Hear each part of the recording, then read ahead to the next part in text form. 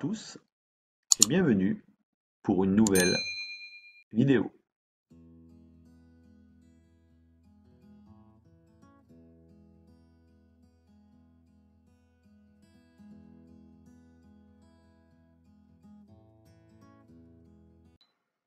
Voyons l'élément fichier.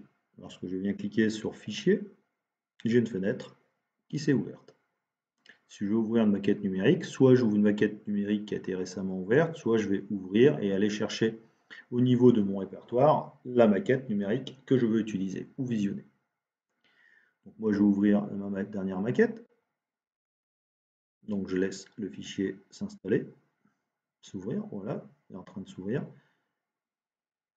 Bon, bien entendu, en fonction de la teneur ou du contenu de ma maquette, j'aurai plus ou moins de temps à ce que ma maquette s'ouvre. Donc voilà, j'ai ma maquette qui s'est ouverte. Parfait. Si je reviens cliquer dans Fichier, je peux soit lui ajouter d'autres fichiers, IFC, soit changer la langue, mais nous on va garder français, ça sera plus facile, soit changer la palette de couleurs. Voilà ce que je trouve au niveau du menu Fichier.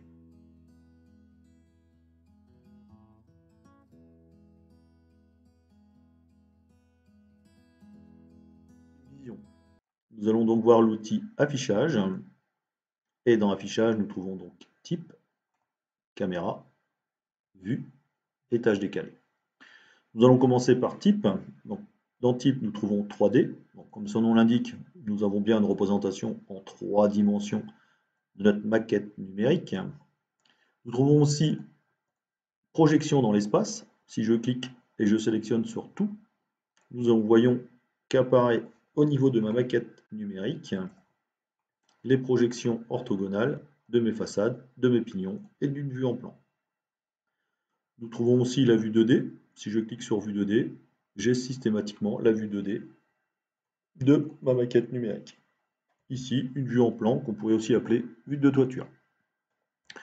Nous allons nous intéresser au niveau de la caméra. Au niveau de la caméra, nous avons réinitialisé le zoom. Si nous cliquons et sélectionnons sur réinitialiser le zoom, nous avons bien le zoom de ma caméra. Par contre, vu que j'avais gardé la vue en 2D, je suis bien resté sur un zoom en 2D. Si je sélectionne 3D, je reviens bien avec réinitialiser le zoom, ma maquette en 3 dimensions. Exemple, vous allez comprendre, si je suis à l'intérieur d'une pièce et que je réinitialise le zoom, si je viens cliquer sur réinitialiser le zoom, j'ai ma maquette qui se met en position initiale. Donc voilà ce que l'on trouve. Vous avez aussi une sélection au niveau de votre zoom. Lorsque je clique sur un élément, je zoome sur la sélection. Je viens cliquer par exemple sur une applique extérieure, je sélectionne l'applique extérieure au niveau de mon bâtiment. Si je fais zoom sélection, ça va me zoomer au niveau de mon applique. Je peux revenir ensuite en initialisant le zoom. J'ai le mode avion qui permet de naviguer dans le modèle du point de vue de la première personne. Exemple, je prends 10 mètres et voilà. Voilà, je navigue dans le modèle du point de vue de la première personne. Nous allons voir maintenant Vue, l'outil Vue. Comme son nom l'indique, on trouve différentes vues. La vue de face, la vue de droite. Je peux tourner aussi, lorsque je sélectionne tourner à gauche, ma maquette tourne vers la gauche, vers la droite. J'ai différentes options. Je vais en revenir, voilà, je vais faire un petit zoom, vous allez comprendre, au niveau de ma maquette. J'ai différentes options, de la transparence. Voilà, je viens bien voir l'intérieur de mon bâtiment en transparence. Ou alors, j'augmente le degré de transparence. Excusez-moi, en plein. Et voilà, donc là, je suis vraiment sur une transparence complète. Si je veux retrouver un élément à l'intérieur de mon bâtiment, par exemple, le piano, qui se trouve à l'intérieur de ma petite maison. Voilà. Ensuite, j'enlève la transparence. Je peux changer la couleur arrière. Si je veux mettre du gris, voilà ce que j'obtiens en gris. Donc je vais le laisser un petit peu en gris pour voir la différence entre le fond blanc et le fond gris. Qu'est-ce que je retrouve dedans? J'ai le zoom maximum, donc je peux augmenter lorsque je viens cliquer sur le zoom la rapidité du zoom. Donc voilà ce que je peux avoir. Les couleurs, je peux restaurer les couleurs par défaut. Donc on ne voit pas trop la différence sur une maquette numérique, hein. On n'est pas sur un logiciel qui nous permet de faire des rendus photos. Nous allons passer maintenant à étage décalé. Donc si je viens sur les petites barres X, Y, Z, je vais pouvoir déplacer ma maquette et vous allez comprendre ce qui se passe. Je viens en Z par exemple, et voilà, j'obtiens ma maquette qui a été éclatée sur différents niveaux. Et ce qui peut, voilà, je viens visionner par exemple que le plan de fondation. Voilà, je vous dis à plus tard pour un nouveau tuto sur les objets. Nous avons vu donc dans affichage le type, la caméra, le vu, étage décalé. À bientôt.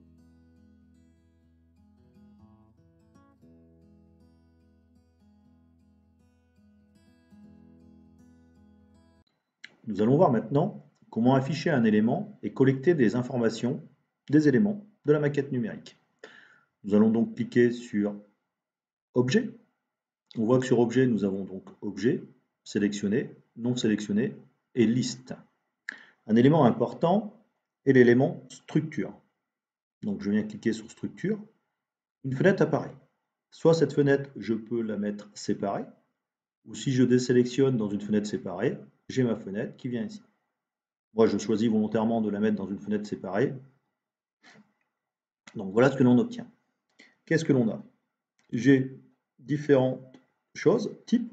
Alors regarde bien ce qui va se passer au niveau de cette fenêtre qui est située complètement à droite. Si je viens cliquer sur type, voilà, j'ai la structure qui a été modifiée. J'ai aussi par groupe, je peux le mettre aussi par groupe. Donc moi je vais la laisser par structure. Comme ça j'ai bien une structure qui est faite de cette manière. Je veux sélectionner un élément. Exemple, je vais prendre cet élément. Donc quand je sélectionne un élément, il devient, vous voyez, en fond vert. Donc je viens sélectionner sur cet élément. Cet élément, je peux choisir de le garder uniquement à l'écran. Donc si je fais transparent, le reste va devenir transparent. Si je décide de masquer tous les autres éléments non sélectionnés, ça va masquer tous les autres éléments non sélectionnés.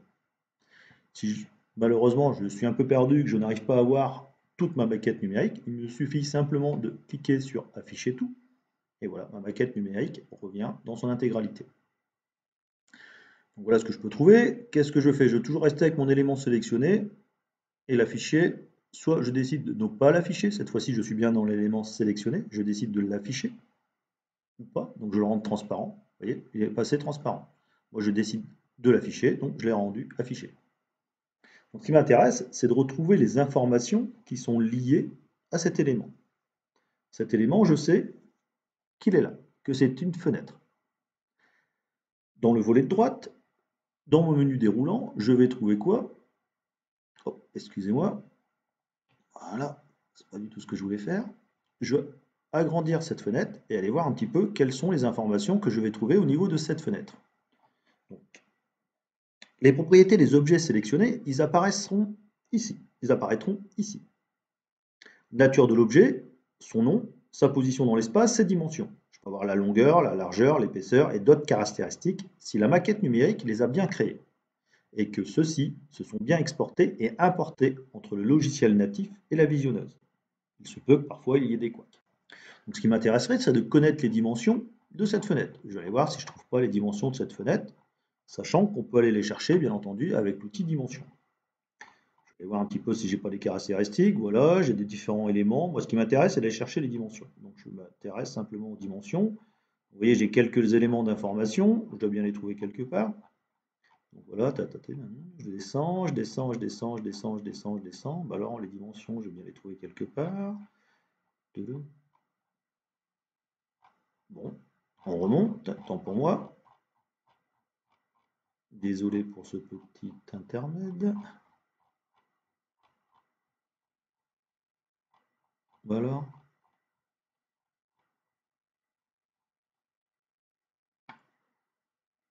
Voilà, je retrouve bien mes dimensions qui sont là, 300 par 95. On peut vérifier, mais si je prends l'outil dimension, si je sélectionne une longueur, j'ai bien 300 sur 95. Je reviens bien entendu maintenant ici. Voilà à quoi il me sert cet élément objet.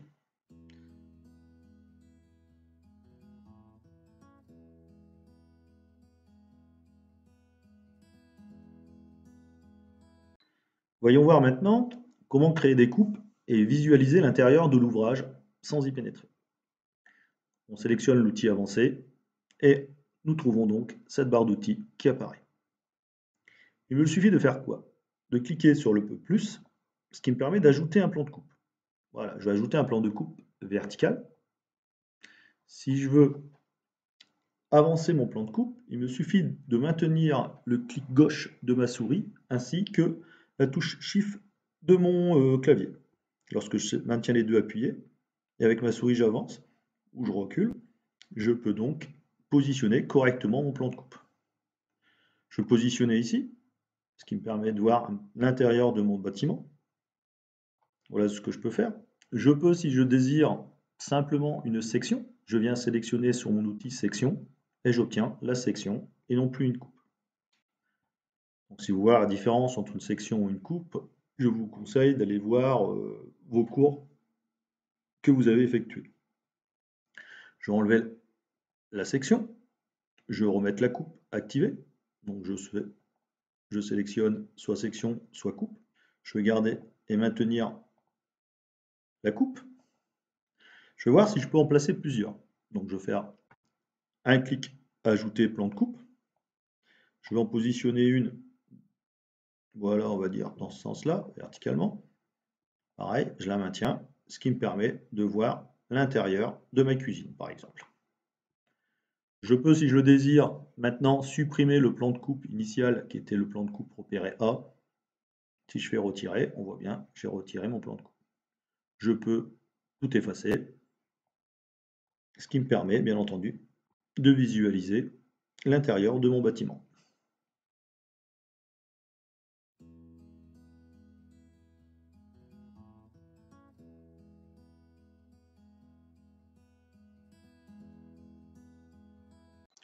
Allons voir maintenant comment chercher des dimensions au sein de ma maquette numérique. Je viens donc cliquer sur Dimensions. Une nouvelle fenêtre apparaît. Je veux par exemple trouver le volume de cet élément. Je viens sélectionner Volume. Je clique sur mon élément. Il me donne le volume de cet élément. Ici, 0,032 m3. Si je veux les deux éléments identiques pour avoir son volume, je viens donc cliquer sur Sélection multiple et je sélectionne mon deuxième élément. La somme des deux sera égale à 0,065 m3. Si je veux supprimer la sélection, je viens donc cliquer sur Effacer la sélection. Je dézoomer pour aller voir autre chose. Maintenant, je vais m'intéresser à l'outil Surface. Si je veux la surface à carreler, par exemple, qui est ici, je viens sélectionner ma surface. Je sais que j'aurai une surface à carreler de 62,901 m². Je peux additionner des surfaces, même chose que tout à l'heure avec mon volume. Je viens cliquer sur Sélection multiple. Voilà. Voilà, j'ai sélectionné mes trois surfaces. Je sais que j'aurai trois surfaces qui sont égales à peu près 150 m². C'est vrai qu'au niveau rapidité, pour trouver une somme de surface, c'est très rapide. Allons voir maintenant un nouvel outil, l'outil qui est distance. Si je veux une longueur, par exemple, pour rechercher la rive de ma toiture à ce niveau-là, je viens donc sélectionner ma rive et je sais que j'ai une longueur de rive de 6,29 m. Je peux aller chercher par exemple une longueur de ligne d'égout. Donc c'est très rapide. Une dimension d'une ouverture. Voilà. Si je veux connaître par exemple la dimension entre ces deux éléments-là, je ne trouve pas d'arête par exemple. Ce que je viens faire, c'est sélectionner dans mon menu déroulant distance entre deux surfaces. Je viens sélectionner cette surface, et je sais que j'ai une longueur qui est égale à 3,901 m. Donc en fonction des particularités de ma maquette numérique, je vais dans le menu déroulant pour trouver une longueur ou une distance. Si je veux par exemple rechercher un angle de toiture, je voudrais savoir quel est le degré de la pente de ma toiture pour ce versant-là. Je viens sur Angle, je sélectionne mon élément et il me dit que j'ai une pente de 15 degrés. Je peux supprimer la dernière sélection. Je peux, par exemple, ici, j'ai toujours mon outil qui est actif pour les pentes. Je vous dis merci à tous et à bientôt.